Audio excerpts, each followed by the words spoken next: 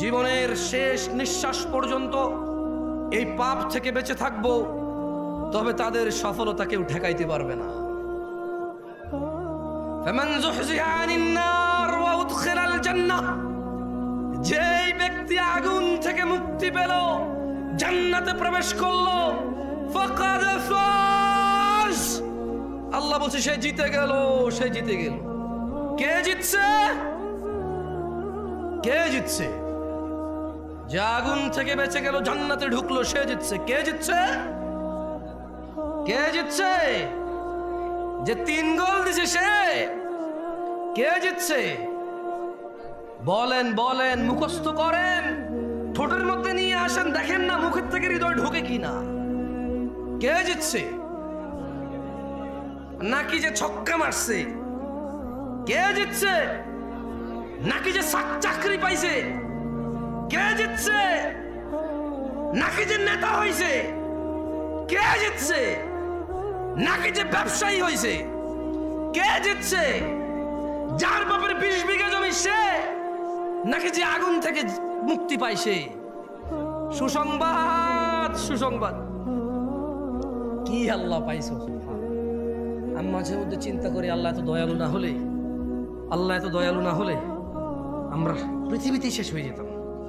আল্লাহ তাআলা কোরআনে বলছেন, মনোযোগ দিয়ে শুনেন, ইল্লা মান তাব, ও চোরের দলেরা, ও জানাখোররা, ও নেশাগ্রস্তরা, ও অত্যাচারীরা, ও জালেমরা, ও ইসলাম বিদ্বেষীরা, ও আল্লাহদ্রোহীরা, ইল্লা মান তাব, সুযোগ, সুযোগ, মহা সুযোগ, অফার, অফার, বিশাল অফার।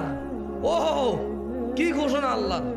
অতঃপর যেই ব্যক্তি অন্যায়, চুরি হোক, যা হোক, নেশা হোক, জানা হোক, যে কোনো অন্যায় হোক, ইল্লা মান তাব, অন্যায় যত হোক, যে ব্যক্তি অন্যায় থেকে তওবা করলো, ফিরে আসলো, ওয়া আমানা, আল্লাহর প্রতি ঈমান আনলো, ওয়া আমিলা আমালান সালিহা, অপরাধ জমিন থেকে আসমানের মেঘমালা, অপরাধ জমিন পরিপূর্ণ হয়ে আছে, অপরাধ সাগরের অতুলনীয় জায়গায় পৌঁছে গেছে। আল্লাহ বলছে খালি ফিরে আয় রে, তোর অপরাধ কতটুকু অপরাধ, তো ফিরে আয়, মাপ চা, ঈমান আন, ভালো কাজ কর। তো বয়স তো 70 হয়ে গেছে, 35 হয়ে গেছে, 40 হয়ে গেছে, ডেলি একটা মেয়ের সাথে শুয়েছি, ডেলি 2 লিটার মদ খাইছি, আল্লাহ ফিরে আসলে হবে? আল্লাহ বলছে, আরে শোন, যদি তুই ফিরে আসস, ঈমান আনস, ভালো কাজ করস, এগুলো তোর গুনাহ পৃথিবী সমান, ফাউলাইকা ইউবাদদিল, আল্লাহ তোর গুনাহ এগুলাকে মাপ তো করবে, সব গুনাহকে ইউবাদদিলুল্লাহ সাইয়্যাতিহিম হাসানাত, তোর সব গুনাহকে, তোর নেকি নেই, তুই বয়স কম, মরে যাবে কিছুদিন পরে, বা তুই জানিস না 20 বছর বয়সে মরতে পারিস, তোর তো আমল নাই, তো তোর সব গুনাহকে আমি আল্লাহ নেকিতে পরিবর্তন করে তোর নেকির পাল্লা দিয়ে দেব। চ্যানেলটি সাবস্ক্রাইব করে আমাদের সঙ্গেই থাকুন। আমি কি একটা আমলের কথা শিখাই দেব আপনাদের, যে আমলটা আপনাকে কখনো জান্নাত থেকে মাহরুম করবে না, জান্নাতে যাবেনই যাবেন। তাহলে এটা শিখিয়ে দিয়ে এখান থেকে বিদায় নিতে পারবো, রাইট? আর কি লাগবে? আপনি কি চান আল্লাহর কাছে? আল্লাহর কাছে কি চান? কি চান? তো ওই সম্পর্কে একটু জানাই দিলে তো হলো, আর তো সারা রাত ওয়াজ করে তাহলে লাভ নাই, আমাদের মূল ঠিকানা পাই গেলে তো হইল। শিরিক করা যাবে না ভাইরা আমার। না না না, আপনাকে ভুল বলছে বক্তা, শেষ নবীর উম্মত আমরা, নবীর উম্মত তোরা কখনো শিরিক করতে পারে না, একদম ভুল বলছে। সূরা ইউসুফ, সূরা নাম ওয়া মা ইউমিনু আকসারুহুম বিল্লাহ ইল্লা ওয়া হুম মুশরিকুন। আপনার হুজুর বলছে যে একবার মুসলমানের ঘরে জন্ম নিয়ে নিলে, বাপ আর দাদা যদি মুসলমান হয়ে যায়, যদি আপনার দাদা আর বাপ কোন রকমের মুসলমান হয়, তাহলে আপনার দ্বারা শিরিক আর সম্ভব না। আপনার হুজুর বলছে, আমি বলছি, এরকম মাইকে এসে, কেমন? ওইদিকে সূরা ইউসুফ কি আমাদের নবী মুহাম্মদের উপরে সাল্লাল্লাহু আলাইহি ওয়াসাল্লাম নাজিল হয়েছে নাকি অন্য নবীর উপরে? তাহলে এখানে আল্লাহ বলছেন যে ওয়া মা ইউমিনু আকসারুহুম বিল্লাহ, আল্লাহ তাআলা বলছে যে এই যে মানুষকে তুমি দেখছো মুহাম্মদ সাল্লাল্লাহু, এদের অধিকাংশ মানুষ প্রথমে ঈমান আনে। প্রথমে কি আনে? কি আনে? মানে এরা স্বীকার করে বাচ্চা দেয় কে, বৃষ্টি দেয় কে, সুস্থ করে কে? এরা ঈমান আনে। ইল্লা ওয়াহুম মুশরিকুন। তবে এদের যারা ঈমান আনে এদের অধিকাংশ 50%-এর উপর হলো মুশরিক, শিরিক করে। ওই কল্পনা থেকে বের হন যে আপনার বাপ দাদা মুসলমানের জন্য আপনার দ্বারা শিরিক হবে না, কেমন? ওটা থেকে বের হন। আর শুনেন, খালি যে মাজারে গিয়ে, মন্দিরে গিয়ে, তারপরে হচ্ছে কোনো মানুষের পায়ের নিচে, তারপর হচ্ছে কোনো নেতার নিচে, পয়সাওয়ালার নিচে, কোনো মহিলাকে পাওয়ার জন্য এভাবে করলে যে শিরিক হয় তা না। শুধু শিরিক এভাবে হয় না। জাবের রাদিয়াল্লাহু আনহু থেকে বর্ণিত, তিনি বলেন, কি বলেন? তিনি বলেন যে বাইনার রাজুলি ওয়া বাইনাশ শিরকি ওয়াল কুফরি তারকুস সালাহ। একজন ব্যক্তি শিরিক আর কুফরের মধ্যে পার্থক্য হচ্ছে নামাজ ছেড়ে দেওয়া। বুঝাইতে পারছি? আমি বলি নাই, জাবের রাদিয়াল্লাহু আনহু বলছে। বলেন না যে নতুন কথা বলছি। আরে ভাই, আপনি শুনেন না, এটা 1450 বছর পুরনো। আপনার মুহাদ্দিসরে জিজ্ঞেস করেন না, জিজ্ঞেস করেন না আপনার এখানে আলিয়া মাদ্রাসার প্রিন্সিপালকে, জিজ্ঞেস করেন না আপনার মসজিদের জুমার খতিবকে, জিজ্ঞেস করেন না আপনার পাড়ার ডাবল টাইটেল পাস মাওলানাকে। বলেন না যে মাওলানা সাহেব, খতিব সাহেব, একটু বলেন না নামাজ ত্যাগকারীর বিধান ইসলামে কি? বুখারী, মুসলিম, তিরমিজি, আবু দাউদ, মুসনাদ আহমদ, বাইহাকি, মুআত্তা মালিক। হ্যাঁ, আপনি যে বইগুলোর নাম জানেন ওনাকে বলেন না যে সবগুলা বইকে একত্রিত করে, সবগুলা বই থেকে নির্যাস বের করে সালাত ত্যাগকারীর বিধান কি ইসলামে একটু আমাকে পড়ে শোনান।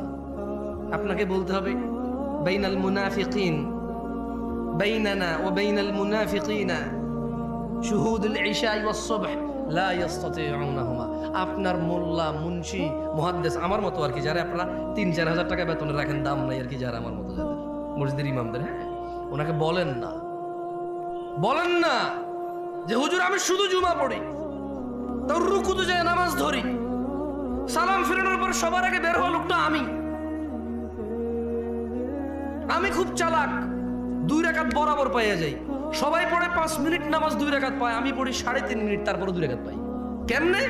সবাই বুকা আল্লাহু আকবার যায় ধরছে নামাজ, আমি সোজা রুকুতে যাই পাইছি 1.5 মিনিট পড়ার পরে। তার মানে আমি টাইম সেভ করছি, দারুণ। আমি যে কি বুদ্ধিমান, আল্লাহ, আমি যে কি চালাক। ইমাম সাহেব, আপনি বুঝেন না, আপনি জানেন না আমি কত ক্লেভার, আমি হেভি জিনিয়াস টাইপের জিনিস। হ্যাঁ, চিন্তা করেন, তোরা 5 মিনিট পড়ে 2 রাকাত, আমি 3.5 মিনিট পড়ে 2 রাকাত আমি। এবং ইমাম সাহেব নামাজ শুরু হয় আল্লাহু আকবার দিয়ে, শেষ হয় আসসালামু আলাইকুম দিয়ে। আমি আসসালামু আলাইকুম বলছি, সবার আগের লোকটা আমি বাইরে হয়েছি, তার মানে নামাজ শেষ, আমি নাই, ওইখানে আমি টাইম সেন্ড করছি। আপনি চালাক না? এই ছেলে, তুমি চালাক না? তুমি তো এটাই করো।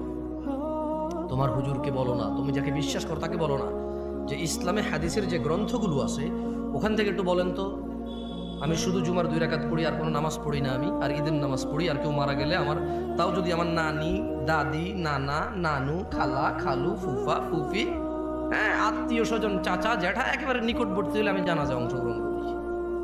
এর বাইরে আমি নামাজ পড়ি না, আমার বিধান কি ইসলামে? শুনেন, আপনার হুজুর থেকে শুনে নিয়েন, শুনে নিয়েন আপনার আলেম থেকে, শুনে নিয়েন আপনার বিশ্বস্ত মানুষটা থেকে, যাকে আপনি শ্রদ্ধা করেন। আজকে আমাকে নিয়ে আসছেন, আমি বলে দিই, দেখিয়ে এগুলো এসে বলতে হবে। যদি সে আপনাকে আদর করে এইভাবে মাথা বুলিয়ে বলে যে আরে সমস্যা নেই, ঠিক হয়ে যাবে, তো ওনার ব্যাপার। আর যদি বই থেকে নিয়ে আসে কথা, কোথায় থেকে? বই থেকে নিয়ে আসতে বলবে যে বাইনানা ওয়া বাইনাল মুনাফিকিন শুহুদুল ইশা'i ওয়াস সুবহ লা ইস্তাতিউনাহুমা। বলতে হবে যে আল্লাহর নবী বলছে আমাদের মুসলমানদের আর মুনাফিকদের মধ্যে পার্থক্য হচ্ছে ফজর আর ইশায় উপস্থিত হওয়া। লা ইস্তাতিউনাহুমা, মুনাফিকরা ফজরে আর ইশায় উপস্থিত হতে পারে না। আল্লাহর নবী মুনাফিক বলছে তাদেরকে। আপনি আজকে শুনছেন এটা? কি বলেন? 1450 বছর পুরনো। এটা আমি বলতে হচ্ছে কেন জানেন? আপনি বলবেন যে দূর থেকে কোন ছেলে আসছে, বাপ দাদা 14 গোষ্ঠী শুনি নাই, নতুন কথা কয়। না না, আপনি শুনছেন আজকে, এইটা নতুন কথা না। এটার বয়স 1450 ক্রস করছে। কেমন? মানে আপনার আব্বার আব্বা, তার আব্বার আব্বা, তার আব্বার আব্বা, তার আব্বার আব্বা, তার আব্বার আব্বা, তার আব্বার আব্বা, তাদের সবার আব্বার আব্বার আগে কথা এটা। আপনি বলবেন যে কি কথা বলে, বাপ দাদার জন্মে শুনে নেই। আর দূর, তোমার বাপ দাদার 14 গোষ্ঠীর 14 বার যোগ্য লেয়ার আগের কথা এটা। এত পুরনো কথা তুমি শুনো নাই কখনো, সময় পাও নাই শুনতে। এটা বলতে হবে। আরেকটা কি বলবে? আরেকটা বলতে হবে যে যে বাইনাল আবদি ওয়া বাইনাল কুফরি তারকুস সালাহ, কাফের আর মুমিনের মধ্যে পার্থক্য হচ্ছে নামাজ ছেড়ে দেওয়া। এটা বলবে উনি, যদি উনি বই থেকে বলতে হয়। কেমন 90% মুসলমানের দেশ, বলো মারহাবা, বলো বলতে থাকো। তোমার ক্ষমতা অনেক না, তুমি নিজেকে নেতা বললে নেতা, সুদর্শন বললে সুদর্শন, কবি বললে কবি, লেখক বললে লেখক, তুমি তো বলো নিজেকে মুসলমান মুমিন, বলো তোমার মর্জি। কিন্তু মনে রাখবা, ইয়াউমা লা তামলিকু নাফসুন লিনাফসিন শাইআ ওয়াল আমরু ইয়াউমাইযিন লিল্লাহ। ওই দিনকে ভয় করো যেদিন কোন মানুষের কোন ক্ষমতা কোন কাজে আসবে না, একচ্ছত্র মালিকানা সিদ্ধান্ত নেওয়ার ক্ষমতা থাকবে কার? ওই দিনকে ভয় করো। ওই দিন মুসলমান বললে মুসলমান হওয়া যাবে না। আল্লাহর নবী বলে গেছে যে নামাজ ত্যাগ করে সে কুফরি করে। এখন বলবো জামশেদ মজুমদার এসে ফতোয়া দিয়েছে নামাজ ছাড়লে কাফের। আমি কখন বললাম রে ভাই? জাবের রাদিয়াল্লাহু আনহু বলছে আল্লাহর নবী বলছে যে নামাজ ছাড়ে সে কাফের।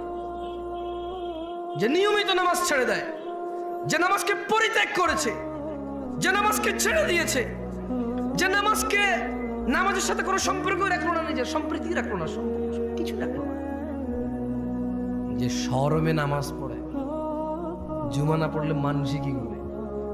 আরে বেটা ভাই আমার, জুমা আর জোহর দুইটাই ফরজ। কেমন জুমার দিনের যে 2 রাকাত জুমা আর শনিবারের যে 4 রাকাত জোহর দুইটাই ফরজ। কেমন? আল্লাহ আমাদেরকে বোঝার তৌফিক দান করুন। তো আপনাদেরকে এমন একটা তথ্য, আর একটা ওই যে বললাম বাইনার রাজুলি ওয়া বাইনাশ শিরকি ওয়াল কুফরি তারকুস সালাহ। নিশ্চয়ই বান্দা মুশরিক কাফেরের মধ্যে পার্থক্য হচ্ছে নামাজ ত্যাগ করা। বহু দূর থেকে আসছি, এই পুরো কাউনিয়ার সবাই যদি জান্নাতে চলে যায়, যদি আমি না যেতে পারি, এটা আমার কোনো সফলতা নাই। এই পুরো কাউনিয়ার সবাই যদি জাহান্নামের নিম্ন স্তরে চলে যায়, যদি আমি মুক্তি পেয়ে যাই, এতে আমার কোনো লস নাই। তাই এমন একটা ইবাদতের কথা, এমন একটা দুষ্কৃতির কথা, এমন একটা পাপের কথা বলে যেতে চাই, যেই পাপকে পরোয়া করলে এই রাজাঘাটের মানুষের জান্নাত হবেই হবে। আমি বলিনি, আল্লাহ বলেছে। যদি রাজাঘাটের নারী ও পুরুষরা, যদি রাজাঘাটের ধনী ও দরিদ্ররা, যদি রাজাঘাটের যুবক ও বৃদ্ধরা, সুস্থ অসুস্থরা যদি সিদ্ধান্ত নেয় এই পাপ সম্পর্কে আমরা সতর্ক হব, জীবনের শেষ নিঃশ্বাস পর্যন্ত এই পাপ থেকে বেঁচে থাকব, তবে তাদের সফলতা কেউ ঠেকাইতে পারবে না। ফামান যুহজিহা আনিন নার ওয়া উদখিলাল জান্নাহ, যেই ব্যক্তি আগুন থেকে মুক্তি পেল, জান্নাতে প্রবেশ করলো, ফাকাদ ফাজ, আল্লাহ বলছে সে জিতে গেল, সে জিতে গেল। কে জিতছে? কে জিতছে? যে আগুন থেকে বেঁচে গেল, জান্নাতে ঢুকলো, সে জিতছে। কে জিতছে? কে জিতছে? যে 3 গোল দিছে সে। কে জিতছে? বলেন বলেন, মুখস্থ করেন, ঠোঁটের মধ্যে নিয়ে আসেন, দেখেন না মুখের থেকে হৃদয় ঢোকে কিনা। কে জিতছে? নাকি যে ছক্কা মারছে? কে জিতছে? নাকি যে চাকরি পাইছে? কে জিতছে? নাকি যে নেতা হইছে? কে জিতছে? নাকি যে ব্যবসায়ী হইছে? কে জিতছে? যার বাপের 20 বিঘা জমি সে, নাকি যে আগুন থেকে মুক্তি পাইছে? সফলতা আল্লাহর কাছে জান্নাত ছাড়া আর কিচ্ছু না। এই পৃথিবীতে এমন কিছু নেই যেটা পেলে আল্লাহ মানুষকে সফল বলেছে। আল্লাহ বলেছে যে আগুন থেকে রেহাই পেল, জান্নাতে প্রবেশ করলো, ফাকাদে ফাজ, সে জিতে গেল। তো ইয়া আল্লাহ, সে কত গোলে জিতলো, কত রানে জিতলো? ফাজা ফাউজান আযীমা, সে পৃথিবীতে যত শ্রেষ্ঠ, এই মানুষের জন্য যত শ্রেষ্ঠ কিছু আছে সবচাইতে বড়টা জিতছে সে। এর চেয়ে আর কিছু বড় নেই। লুকমান হাকিম বলেছিল, আল্লাহ মুহাম্মদ সাল্লাল্লাহু আলাইহি সাল্লামকে বলতেছেন, ওয়াইদ ক্বালা লুকমান, আল্লাহ বলল যে আর স্মরণ করুন যখন লুকমান বলেছিল তার পুত্রকে, ইয়া বুনাই ওয়া হুয়া ইয়ালিবনি, তার পুত্রকে যখন সে বলেছিল ওয়া হুয়া ইয়াইদুহু, ওয়াজ করতেছিল। কি করতেছিল? কি করতেছিল? আমি কি করতেছি এখানে আজকে? গত বছর এখানে কি হয়েছে? এর আগের বছর যত হুজুর আসে কি করে এখানে? যত শ্রোতা আছে কি শুনে এখানে? ওয়াজ শুনে। লুকমান হাকিম তার ছেলেকে ওয়াজ করছে। এদেশের বাপেরা হুজুর নিয়ে এসে ছেলেকে ওয়াজ শোনায়, নিজেরা ওয়াজ করে না। যেদিন বাপ তার ছেলেকে ওয়াজ করবে, স্বামী তার স্ত্রীকে, দাদা তার নাতিকে, নাতি তার দাদাকে, মা তার মেয়েকে, বাপ তার মেয়েকে, চাচা তার ভাতিজিকে, মামা তার ভাগ্নিকে, ভাগিনাকে, পাড়া প্রতিবেশী তার পাড়া প্রতিবেশীকে যেদিন ওয়াজ করবে, সেই দিন ওই একটা ইসলামের বিধানকে প্রস্তুত করার জন্য 2-4টা সুন্নতকে ছোট করা লাগবে না। সেদিন সবাই জেনে যাবে। কেমন? ইয ক্বালা লুকমান, স্মরণ করুন লুকমান লিবনি, তার ছেলেকে ওয়াজ করছিল, ওয়া হুয়া ইয়াইদু, ওয়া হুয়া ইয়াইদু, তার ছেলেকে সে ওয়াজ করছিল কি, ইয়া বুনাই, ও আমার আদরের ছেলে, লা তুশরিক বিল্লাহ, তুমি আল্লাহর সাথে শরীক করিও না, ইন্না শিরকা লা যুলমুন আযীম, হে আমার ছেলে, শিরক পৃথিবীর যত অপরাধ উপস্থিত আছে সবচেয়ে বড় অপরাধ। এখন প্রশ্ন হতে পারে, 1000 লিটার মদ খেলে আর শিরিক করলে কোনটা বড় অপরাধ? এখানে কোরআনুল কারীমে সূরা লুকমান আল্লাহ বলছে যে ইন্না শিরকা লা যুলমুন আযীম, নিশ্চয়ই শিরিক সবচেয়ে বড় অপরাধ। প্রশ্ন আসতে পারে, এদেশের নেতারা কয়েক হাজার কোটি টাকা দুর্নীতি করে নিয়ে চলে গেছে, এটা হিসেব হবে? মানুষের টাকা, কার টাকা? মানুষের টাকা, হিসেব আল্লাহ মাফ করবে না। যার টাকা মারছে তারা মাফ করবে, তারা যদি তারা মাফ না করে তাহলে তাদেরকে নেকি দিয়ে দিতে হবে। যদি ওই লোকের কাছে, নেতার কাছে আর নেকি নেই, তবে এই দেশের নেতাদের কাছে বহু নেকি আছে। বলেন তো কেন? এই মসজিদ মাদ্রাসার লোকেরা নেতার কাছে যায় 2 লাখ টাকার জন্য দাঁড়ায় থাকে। ওর বাপ কি করতে রয়েছে যে 2 লাখ টাকার জন্য গেলে? কোত্থেকে টাকা আনবে? এই ওর বাপ কি করতো? আমি চিনি না ওর বাপের। ও নিজে কি করতো? এই মসজিদে 1 লাখ, ওই মাদ্রাসায় 2 লাখ, ওই স্কুলে 5 লাখ, ওই এতিমখানা মেয়ের বিয়েতে 10 লাখ আনে কোত্থেকে রে টাকা? ওর বাপের কয় বিঘা জমি ছিল রে? ও কি ব্যবসা করে? কত ব্যবসার নাম? ওর কাছে যাই যা দাঁড়ায় থাকো টাকার জন্য। তো টাকা যেহেতু দিচ্ছে, যেখান থেকেই আনে, যেহেতু টাকা দিচ্ছে, এ ভাই আমি আওয়ামী লীগ বিএনপি বলছি না ভাই, চোর বদলানোর কথা আমি বলি না, কি বদলানোর কথা আমি বলি না। আমার কথা হচ্ছে যে শাসনে আছে, আল্লাহ তার মধ্যে যত কল্যাণ আছে তা আমাকে গ্রহণ করা তৌফিক দিক। তার ভিতরে যত অনিষ্টতা আছে আল্লাহ তা থেকে আশ্রয় দিক। আমি তার সাথে পাঙ্গা ঝামেলা যেতে চাই না। তার ভিতরের ভালোটাকে ব্যবহার করে সমাজকে সুন্দর করতে চাই, তাকে সংশোধন করতে চাই, তাকে বদলাতে চাই না। কি করতে চাই না? বদলাতে চাই না, কারণ আমি নামই জানি না তাকে বদলায় কাকে নিয়ে আসবো। সবাই চোর, ঠিক আছে? তো সংশোধন লাগবে, বদলানো লাগবে না। কি লাগবে না? সংশোধন লাগবে। আল্লাহ আমাদেরকে সংশোধন হওয়া তৌফিক দান করুন।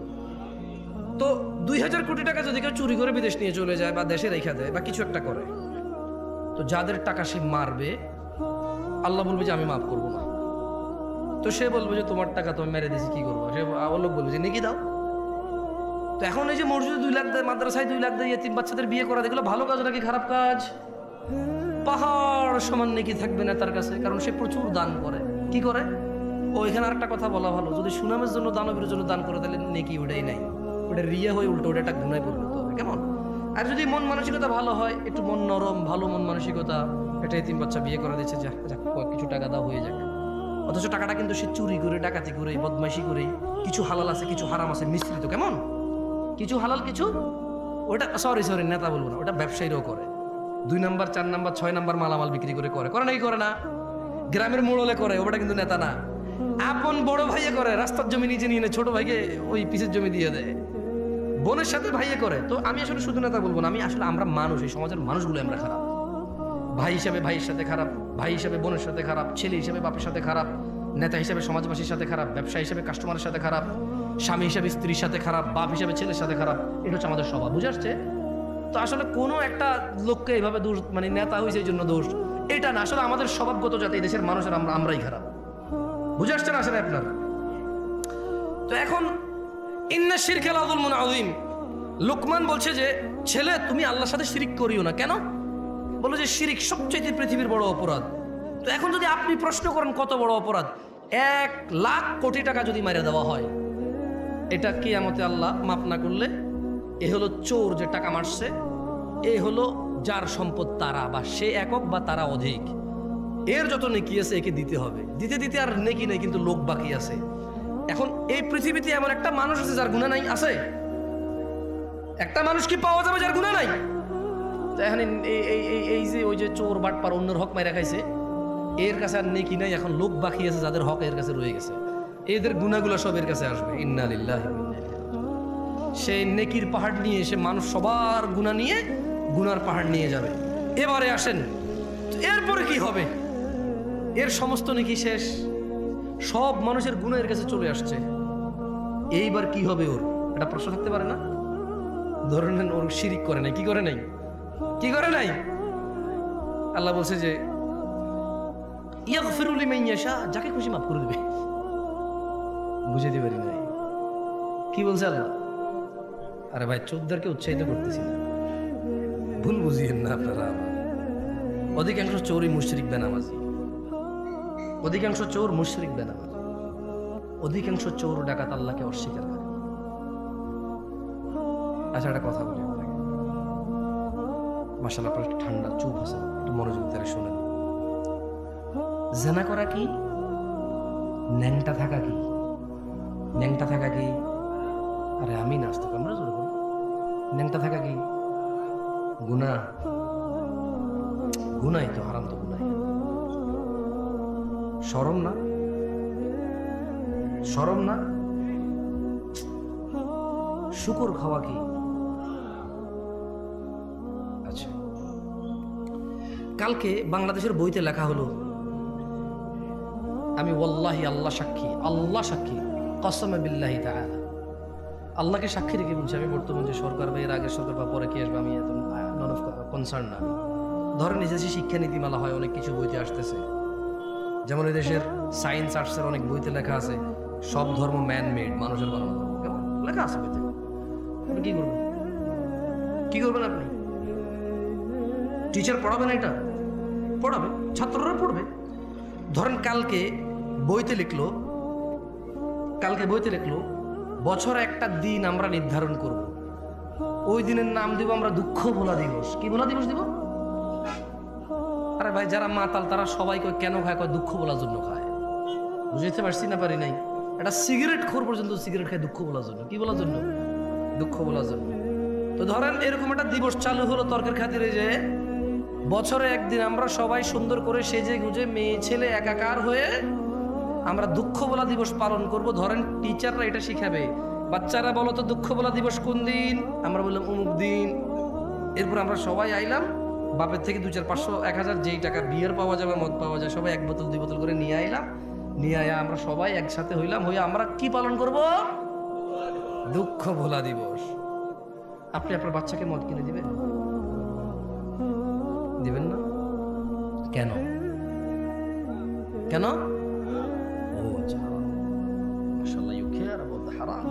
আপনি হারাম সম্পর্কে পরোয়া করেন? জাযাকুমুল্লাহ খায়র। শুনে খুব ভালো লাগলো। আচ্ছা, ধরে নেন পরশু একটা দেশে, এই দেশ না জানি, এই দেশ নিয়ে কথা বলে খুব বাউরে বাপ ঝামেলা আছে। আচ্ছা, উদাহরণের মধ্যে যে কোনো দেশে হইলে হইলো, কেমন? আমরা একটা দেশের নাম দিলাম কল্পনা। ও না, ওটা মনির খানের হয়ে যাবে পরে, সমস্যা। ওটা দিয়ে কি নাম দেওয়া যায়? একটা দেশের নাম দেন তো, মানে কাল্পনিক। ভাই, এটা বাংলাদেশের ভিতরে, আমি এই দেশ নিয়ে কথা বলতে চাই না, আমি পাগল। এত বড় ভুল আমি করবো না, দাঁড়ান। টংটাং, কারণ টংটাং দেশের যে কোনো কিছু হইতে পারে। যে দেশের নাম টংটাং, সেই দেশের যে কোনো কিছু হইতে পারে।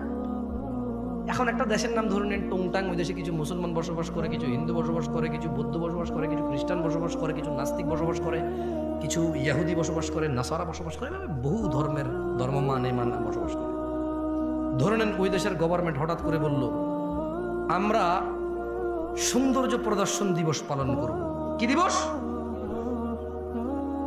এবং তারা তাদের শিক্ষকদেরকে বলে দিল, বইতে একটা অধ্যায় সৌন্দর্য প্রদর্শন অধ্যায়। কি অধ্যায়? তো ওই দিন আমরা যাপন করব কিভাবে? তারা বললো যে সৌন্দর্য যেহেতু প্রদর্শন, তাইলে সবাই জামা কাপড় ছাড়া আসলেই ভালো হবে, পুরুষের দেখা যাবে। আরে আশ্চর্য, হাসতেছেন কেন? কি প্রদর্শন?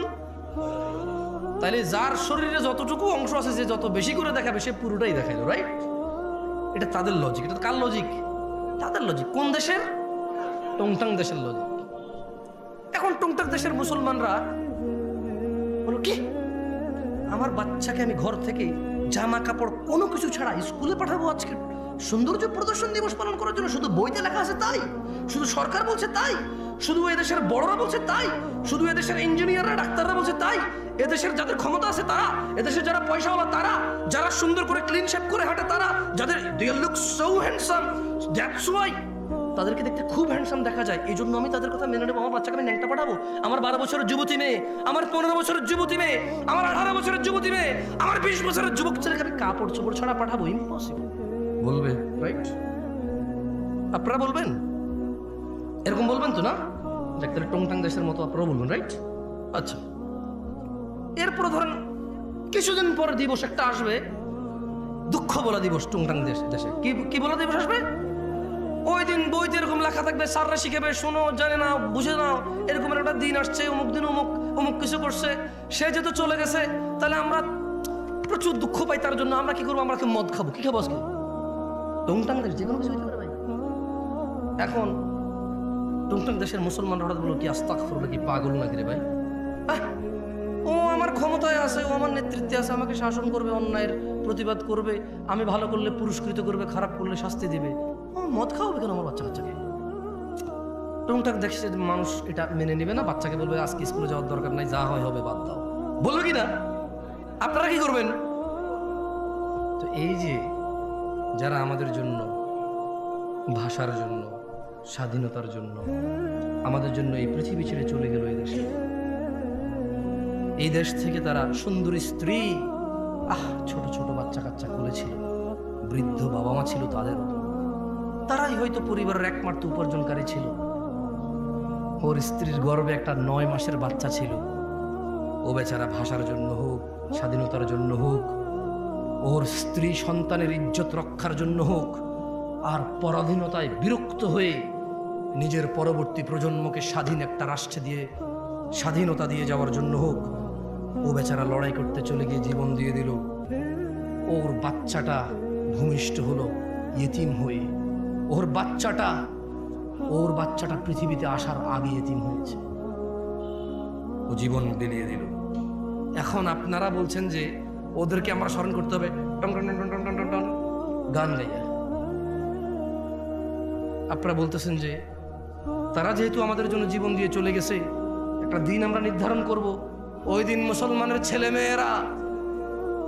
ছেলে মেয়ে একত্রিত হয়ে, একাকার হয়ে, সেজে গুজে, ফুল মাথায় দিয়ে, খোপায় দিয়ে, ছেলে তার হাতে ফুল নিয়ে, মেয়ে তার খোপায় ফুল নিয়ে যাবে, কোনো এক পাথরে দাঁড়াবে, ছবি তুলবে, জুতা নিয়ে উঠবে না, মোজা নিয়ে উঠবে না, নানা ধরনের নিয়ম থাকবে।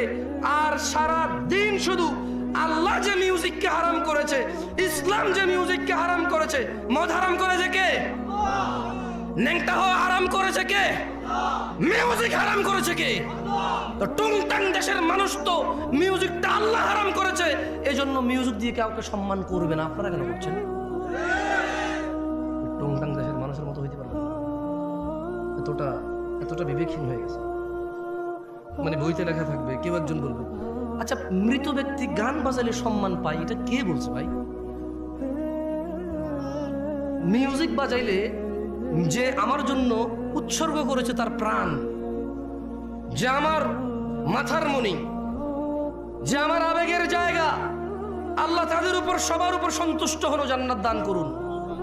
যার যার ইমান আমল যতটুকু ছিল আল্লাহ প্রত্যেকটুকু কবুল করুন, আর আল্লাহ তাদের সাথে ইনসাফ করুন। যেহেতু আমরা জানি না এখানে হিন্দু, বৌদ্ধ, মুসলিম সবাই ছিল, আল্লাহ ইনসাফ করুন। আল্লাহ কি করুন?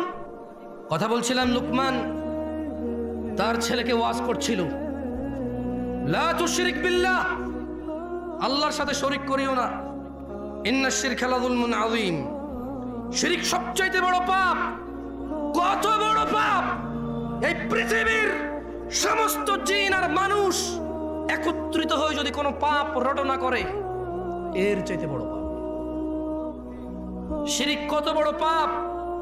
ছোট্ট একটা উদাহরণ দিয়ে, যদিও এই উদাহরণ কিচ্ছু না, ওয়াল্লাহি এই উদাহরণ একেবারেই মিলবে না, তবুও দিচ্ছি।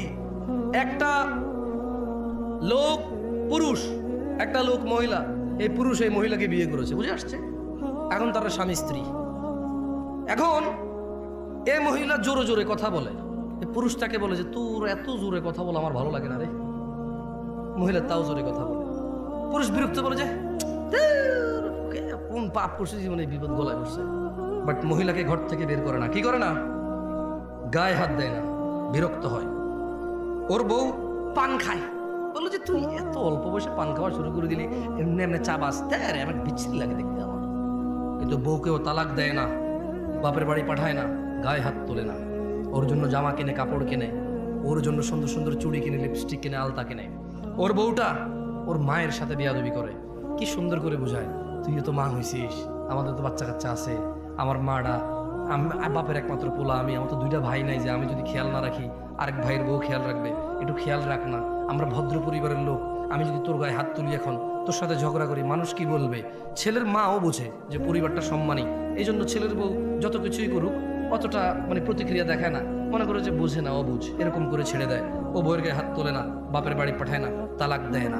ছেলেটা প্রায় তার বউয়ের মোবাইল এঙ্গেজ পায়। যখনই বলে তোমার মোবাইল ব্যস্ত পেলাম কেন, বউ বলে যে খালার সাথে কথা বলতেছি, মার সাথে কথা বলতেছি, বোনের সাথে কথা বলতেছি। সে প্রায় এঙ্গেজ পায়, বিরক্ত হয়। ছেলেটা তার বউকে বলে তুমি ফেসবুক কেন চালাও, আমার পছন্দ না। তার বউ বলে যে চালাবো না। এরপরে বলে যে শুধু এই তো মাঝে মধ্যে একটু স্ক্রলিং করবো, আমি কারোর মেসেজ টেসেজ দিই না। ছেলেটা প্রায় দেখে যে বউ ফেসবুক চালায়, সে বিরক্ত হয়, বউর গায়ে হাত তোলে না, বাপের বাড়ি পাঠায় না, তালাক দেয় না। হঠাৎ যদি এই ছেলেটা ঘরে এসে দেখলো তার বউয়ের বিছানায় অন্য পুরুষের সাথে বউ শুয়ে আছে, এখন কি করবে সে?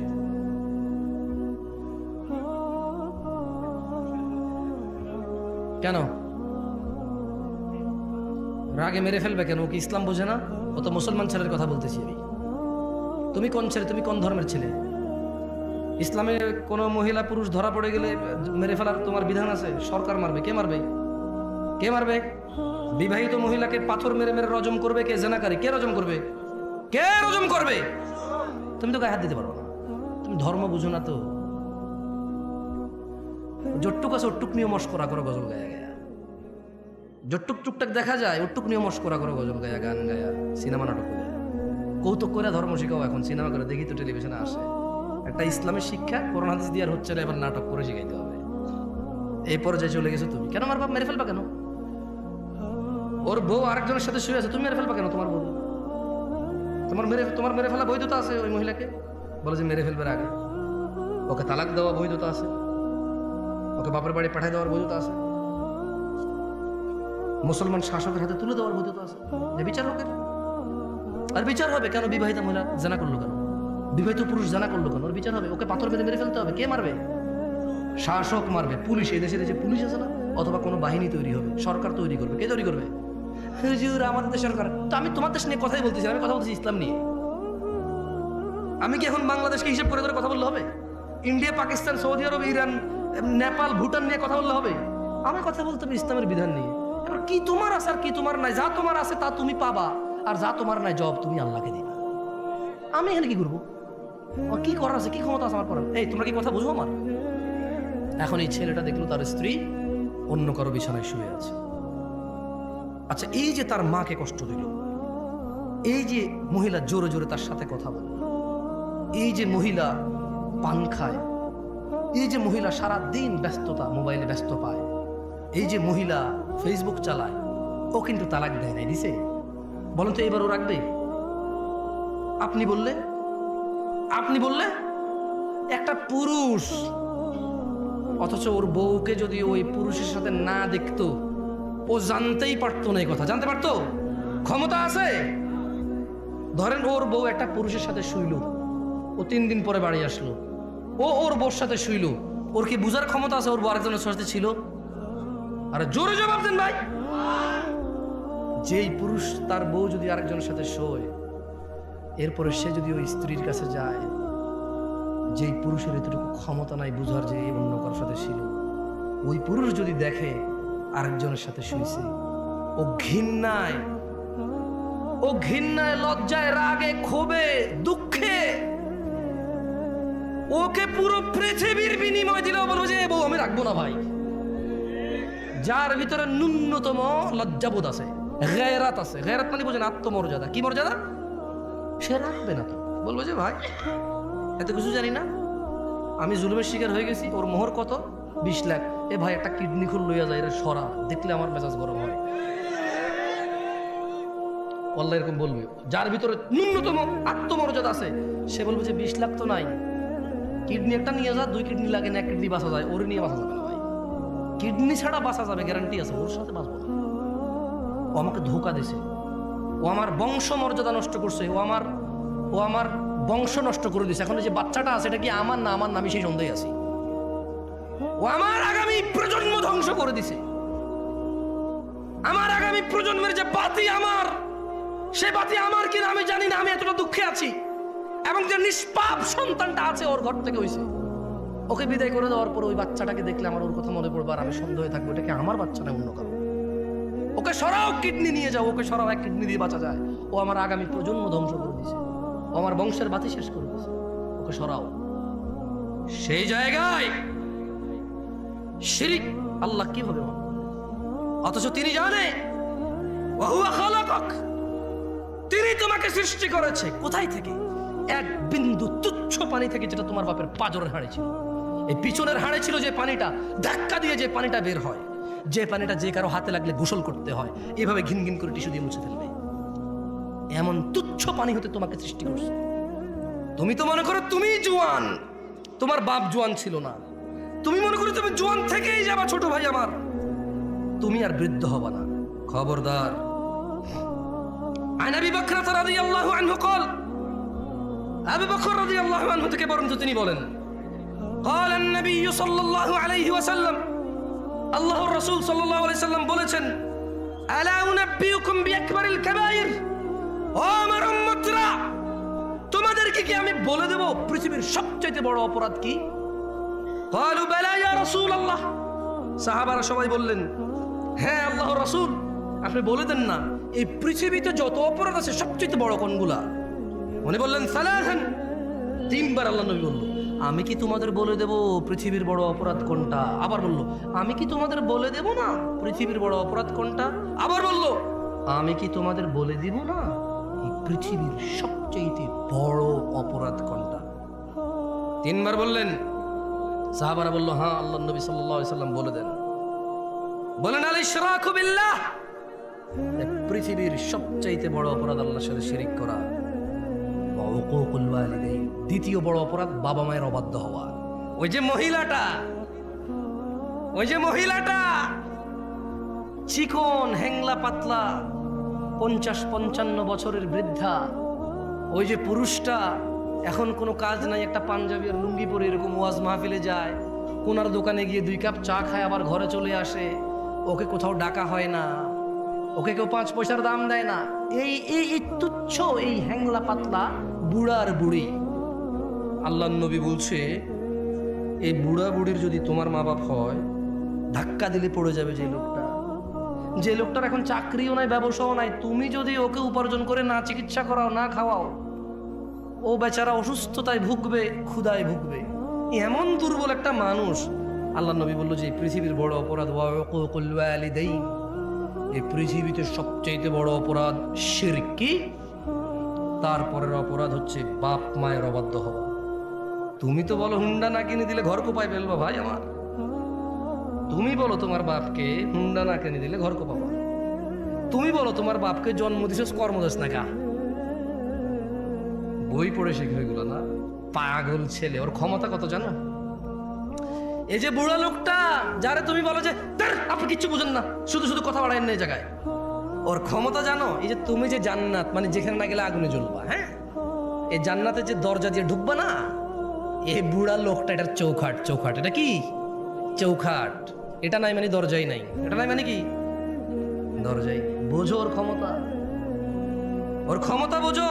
নেতার সাথে লাগবা, একবারে পিটায় সোজা করে দিবে, ভয় তুমি সুন্দর ব্যবহার করো।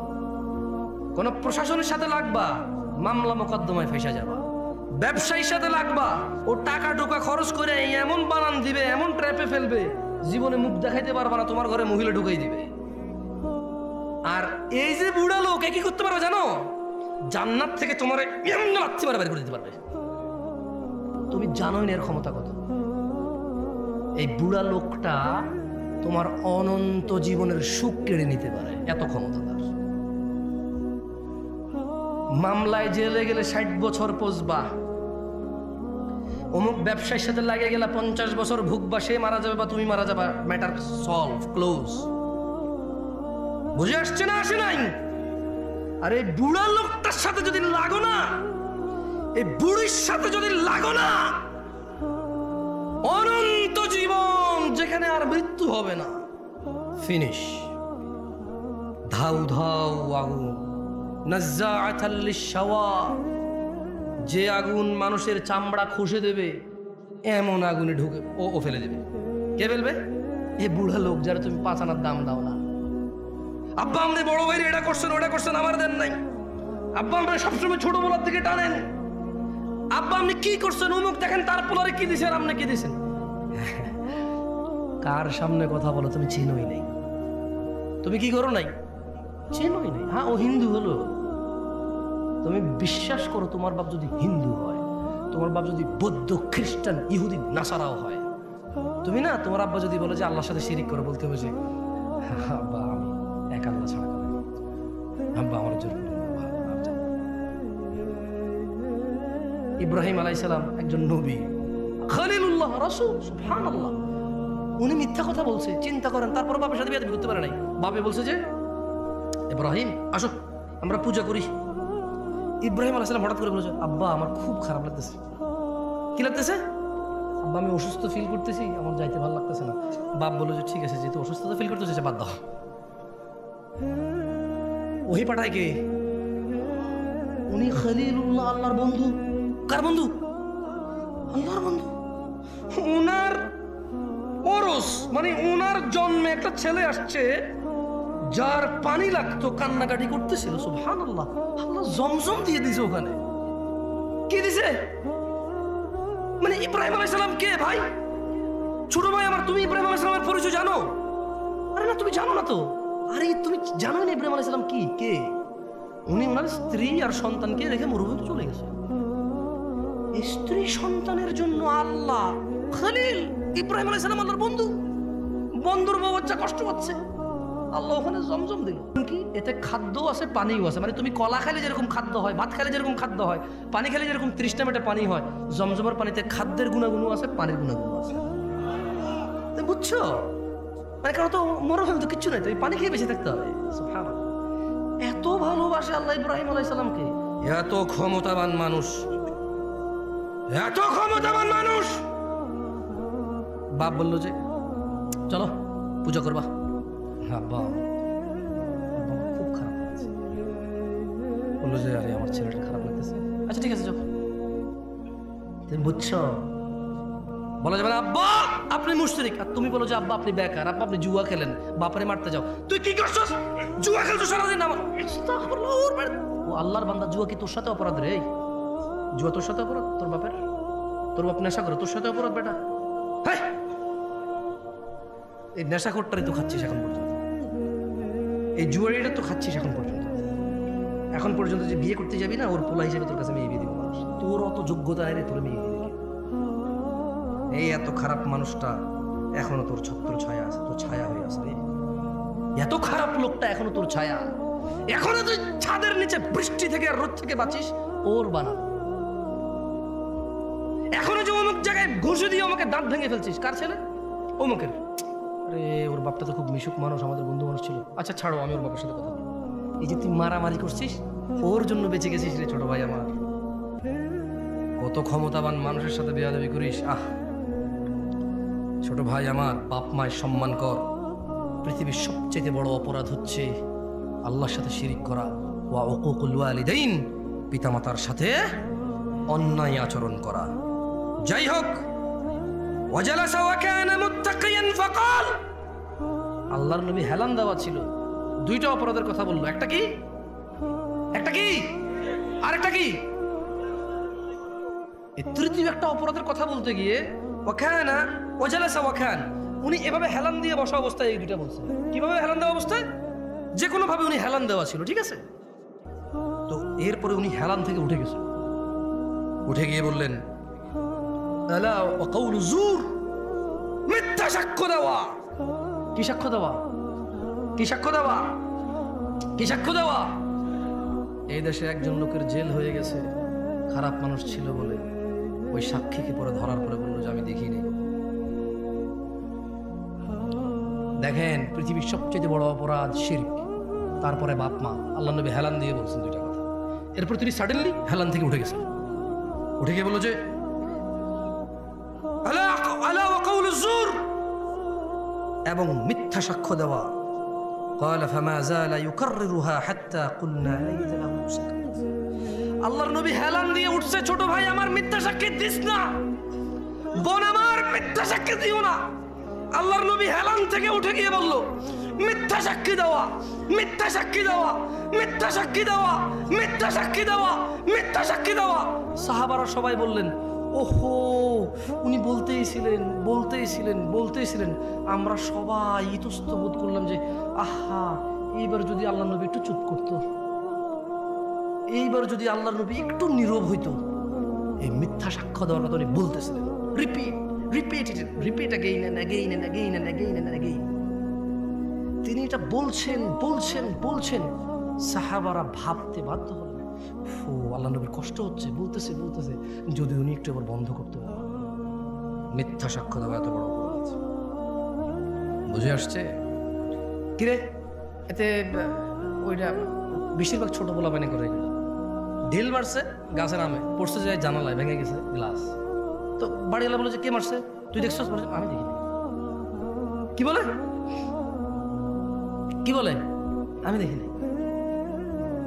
ছোট ভাই, মিথ্যা সাক্ষ্য দেওয়া পৃথিবীর বড় অপরাধ। যাই হোক, আমি আমার বক্তব্য লম্বা করব না, তবে একটা কথা বলছিলাম যে তোমাদের একটা অপরাধের কথা বলে যাব, যে অপরাধ তোমাদেরকে কখনোই জান্নাতে নিয়ে যাবে না। আর তোমাদের এই একই অপরাধের কথা বলে দেব, বলছিলাম যে অপরাধ তোমাকে জান্নাতে, যে আমল তোমাকে জান্নাতে নিয়েই ছাড়বে। কি জান্নাতে যেতে রাজি আছো? কারা কারা জান্নাতে যেতে রাজি? আল্লাহ আমাদের কবুল করুন। শোনো আমার ভাইরা, যে অপরাধ ক্ষমা হবার নয়, দেখো ওই যে বললাম দুর্নীতি, চাঁদাবাজি, মিথ্যা, বহুত কিছু অপরাধ আছে, একটা অপরাধ ক্ষমা হবে না। আল্লাহ বলছে ইন্নাল্লাহ, নিশ্চয়ই আল্লাহ, লা ইয়াগফির, ক্ষমা করবে না, আইয়ুশরাকা বি, যে আল্লাহর সাথে শিরিক করে, ওয়া ইয়াগফির, ক্ষমা করে দেবে, ক্ষমা করে দিতে পারে, ক্ষমা করবেন ওনার ইচ্ছা, মা দুনা যালিক, পৃথিবীতে যত অপরাধ আছে, লিমান ইয়াশা, ওনার ইচ্ছা, যে কোনো যত খুশি অপরাধ মাফ করবেন, শিরিক ছাড়া। ওয়া মান ইউশরিক বিল্লাহ, যে আল্লাহর সাথে শিরিক করলো, ফাকাদ দাল্লা দালালান বাঈদা, সে সবার চাইতে বেশি পথভ্রষ্ট হলো। দ্বীনি ভাইরা, তাওহীদের দিকে ফিরে আসুন। আল্লাযীনা আমানু ওয়া লাম ইয়ালবাসু ঈমানাহুম বিযুলমিন উলাইকা লাহুমুল আমন ওয়া হুম মুহতাদুন। হিদায়াত প্রাপ্ত কেউ নয় এই পৃথিবীতে, কোন মোল্লা, মুন্সি, গাজী, হাজি, মুফতি, মুহাদ্দিস, সাধারণ অসাধারণ, পুরুষ নারী, ধনী দরিদ্র, কেউ হিদায়াত প্রাপ্ত নয় ওই ব্যক্তি ছাড়া। আল্লাহ বলছে যারা ঈমান আনছে।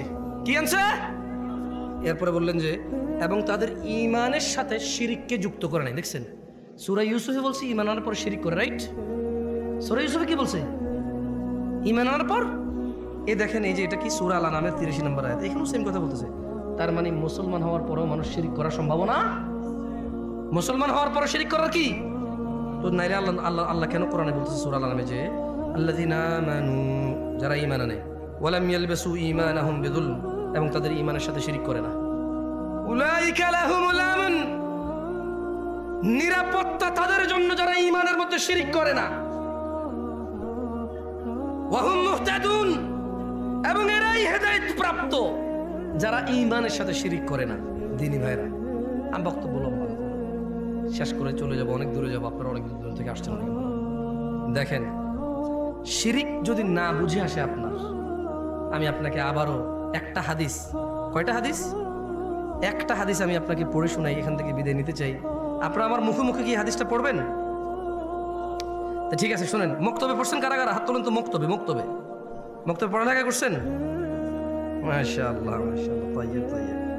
শুনেন, বলেন আন, জোরে, আন সাঈদ ইবনুল মুসাইয়িব রাদিয়াল্লাহু আনহু আন্না রাসূলুল্লাহ সাল্লাল্লাহু আলাইহি ওয়াসাল্লাম قال, বলেন সাঈদ ইবনুল মুসাইয়িব রাদিয়াল্লাহু আনহু থেকে বর্ণিত, তিনি বলেন আল্লাহর রাসূল বলেছেন সাল্লাল্লাহু আলাইহি ওয়াসাল্লাম।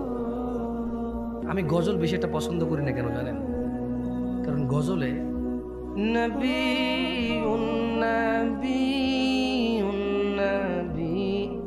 নবী নবী বলতে থাকে, সাল্লাল্লাহু আলাইহি ওয়াসাল্লাম বলার সুযোগ নেই গায়কের। গায়কের কি বলার সুযোগ নাই? কারণ সুর মিলাতে চাইলে সুর পাল্টে যাবে। কি পাল্টে যাবে? আচ্ছা, এখানে তো আলেম ওলামারা আছেন, বলুন তো আল্লাহ নবী সাল্লাল্লাহু আলাইহি ওয়াসাল্লামের নাম আসলে দুরূদ পড়তে হয় কিনা? হয় কিনা? নাকি গজলে মাপ আছে, গানে মাপ আছে, ওয়াজে মাপ আছে, বৈঠকে মাপ আছে, ঝগড়ায় মাপ আছে? না, আল্লাহ নবীর নাম আসলে আলাইহিস সালাম, মিনিমাম কি বলতে হবে? আলাইহিস সালাম। মিনিমাম কি? ধরেন সাল্লাল্লাহু আলাইহি ওয়াসাল্লাম, অনেক বড় হয়েছে না? একবারে বলতে পারতেছেন না, লিস্ট বলতে হবে মুহাম্মদ আলাইহিস সালাম, মানে মুহাম্মদ, ওনার উপরে দুরূদ বর্ষিত। বুঝে আসছে? তো এই জন্য আসলে আমার অনেক সময় গজল ভালো লাগে না শুনতে, বিরক্ত লাগে শুনতে। কারণ আল্লাহ রাসূল সাল্লাল্লাহু আলাইহি ওয়াসাল্লামের নাম এতবার বলে বলে বলে, বাকিরাও মাথা নাড়ায়, শ্রোতাও বলে না, গায়কও বলে না, কেউ বলে না। সুযোগই নেই, কারণ পরে সুরই মিলবে না। পরে কি মিলবে না? বলেন, সুর মিলানো জরুরি নাকি আল্লাহ নবী সাল্লাল্লাহু আলাইহি ওয়াসাল্লামকে সম্মান করা জরুরি? যাক, বলেন বাইনানা ওয়া বাইনাল মুনাফিকিন, বাইনানা ওয়া বাইনাল মুনাফিকিনা, জোরে বলেন সবাই, শুহুদুল ইশা ওয়াস সুবহ লা ইস্তাতিউনাহুমা। এখানে বলছে যে আল্লাহ নবী সাল্লাল্লাহু আলাইহি ওয়াসাল্লাম বলেছেন, মুসলমান আর মুনাফিকের মধ্যে পার্থক্য হচ্ছে ফজর আর ইশায় উপস্থিত হওয়া, মুনাফিকরা পারে না। এবার বলেন আন জাবির রাদিয়াল্লাহু আনহু, জাবির রাদিয়াল্লাহু আনহু থেকে বর্ণিত, তিনি বলেন, একটু জোরে বলেন, মুখস্থ করেন এটা। আমি চলে যাব, গত বছরও আসছে, আগামী বছরও আসবে, কোনো লাভ হবে না। আপনারা একটু মুখস্থ করেন, দেখেন কোনোদিন যদি কাজে চলে আসে। কেমন? অনেক সময় দেখেন একটা নাট পড়ে আছে, কোনো কাজে লাগে না, হঠাৎ এক জায়গায় লেগে যায়, এবং যে জায়গায় লাগে এই জায়গায় মানে আপনি নাইলে যে কি হইতো আল্লাহ জানে, নাইলে যে কি হইতো আল্লাহ জানে। মুখস্থ করে নেন, ধরে নেন, ওই স্পায়ার নাটই ধরে নেন, নাই একটা হাদিস, দেখেন না কোন দিন কোন কাজে লেগে যায়, আর আপনার কিচ্ছু লাগবে না। বলেন জাবির রাদিয়াল্লাহু আনহু থেকে বর্ণিত, তিনি বলেন আল্লাহর নবী সাল্লাল্লাহু আলাইহি ওয়াসাল্লাম বলেছেন, বাইনার রাজুলি ওয়া বাইনাশ শিরকি ওয়াল কুফরি তারকুস সালাহ। বান্দা শিরক ও কুফরের মধ্যে পার্থক্য হচ্ছে নামাজ ত্যাগ করা। এখন আপনারা শিরক, কুফরি, মুনাফিকি এগুলোর কি পরোয়া করবেন? আপনাদের ব্যাপার। তবে একটা আয়াত পড়ে বিদায় নিব। ভালো হয়ে যাও যুবক, ছোট ভাই আমার, তোমার আব্বা জওয়ান ছিল তো, দেখো বুড়ো হয়ে গেছে, তুমি হয়ে যাও। বেঁচে থাকলে বুড়ো হওয়া তুমি মরতে পারবো না। যদি বেঁচে থাকো 50, 60, 70, 80, তো বুড়া হয়েই যাবা, এই চামড়া ভাঁজ হয়েই যাবে, এই যৌবন থাকবে না, থাকবে না চিরকালে দাপট আর নেতৃত্ব আর ব্যবসা বাণিজ্য, সম্পদ, গ্রহণযোগ্যতা চিরকাল থাকবে না। ভালো হয়ে যাও ভাই আমার। আচ্ছা হুজুর, আমার বয়স 50, এক ওয়াক্ত নামাজও পড়ি না জুমা ছাড়া। হুজুর, আমার বয়স 40, জুমা ছাড়া কোনো নামাজ পড়িনি, ঈদ ছাড়া। আরেকজন বলে যে ভাই, আমি কত জেনা করেছি জানেন, কত নেশা করেছি জানেন। আজকের দিনে আমার সলিউশন কি? আমার বয়স 50, কোনো নেকি নাই। সুসংবাদ, সুসংবাদ, কি আল্লাহ পাইছো। আমি মাঝে মধ্যে চিন্তা করি, আল্লাহ এত দয়ালু না হলে, আল্লাহ এত দয়ালু না হলে আমরা পৃথিবীতেই শেষ হয়ে যেতাম। আল্লাহ তাআলা কোরআনে বলছেন, মনোযোগ দিয়ে শোনেন, ইল্লা মান তাব, ও চোরের দলেরা, ও জানাখোররা, ও নেশাগ্রস্তরা, ও অত্যাচারীরা, ও জালেমরা, ও ইসলাম বিদ্বেষীরা, ও আল্লাহ দ্রোহীরা, ইল্লা মান তাব, সুযোগ সুযোগ, মহা সুযোগ, অফার অফার, বিশাল অফার। ওহো, কি ঘোষণা আল্লাহ! অতঃপর যেই ব্যক্তি অন্যায়, চুরি হোক, যা হোক, নেশা হোক, জানা হোক, যে কোনো অন্যায় হোক, ইল্লা মান তাব, অন্যায় যত হোক, যে ব্যক্তি অন্যায় থেকে তওবা করলো, ফিরে আসলো, ও আমানা, আল্লাহর প্রতি ঈমান আনলো, ও আমিলা আমালান সালিহা, অপরাধ জমিন থেকে আসমানের মেঘমালা, অপরাধ জমিন পরিপূর্ণ হয়ে আছে, অপরাধ সাগরের অতুলনীয় জায়গায় পৌঁছে গেছে। আল্লাহ বলছে খালি ফিরে আয় রে, তোর অপরাধ কতটুকু অপরাধ তোর, ফিরে আয়, মাপ চায়, ঈমান আন, ভালো কাজ কর। তো বয়স তো 70 হয়ে গেছে, 35 হয়ে গেছে, 40 হয়ে গেছে, ডেলি একটা মেয়ের সাথে শুয়েছি, ডেলি 2 লিটার মদ খাইছি, এ আল্লাহ, ফিরে আসলে হবে? আল্লাহ বলছে আরে শোন, যদি তুই ফিরে আসস, ঈমান আনস, ভালো কাজ করস, এগুলো তোর গুনাহ পৃথিবী সমান, ফাউলাইকা ইউবাদদিল, আল্লাহ তোর গুনাহ এগুলাকে মাপ তো করবে, সব গুনাহকে ইউবাদদিলুল্লাহ সাইয়্যাতিহিম হাসানাত, তোর সব গুনাহকে, তোর নেকি নেই, তুই বয়স কম, মরে যাবে কিছুদিন পরে, বা তুই জানিস না 20 বছর বয়সে মরতে পারিস, তোর তো আমল নাই, তো তোর সব গুনাহকে আমি আল্লাহ নেকিতে পরিবর্তন করে তোর নেকির পাল্লা দিয়ে দেবো। আল্লাহ, এটা কোনো হাদিস না যে আপনি জাল বলবেন, এটা কোনো হাদিস না আপনি দৈব বলবেন, এটা কোনো হাদিস না আপনি তর্ক বিতর্কে লেগে যাবেন, এটা সূরা কোরআনের আয়াত, একেবারে আমি ব্যাখ্যাও করি নাই।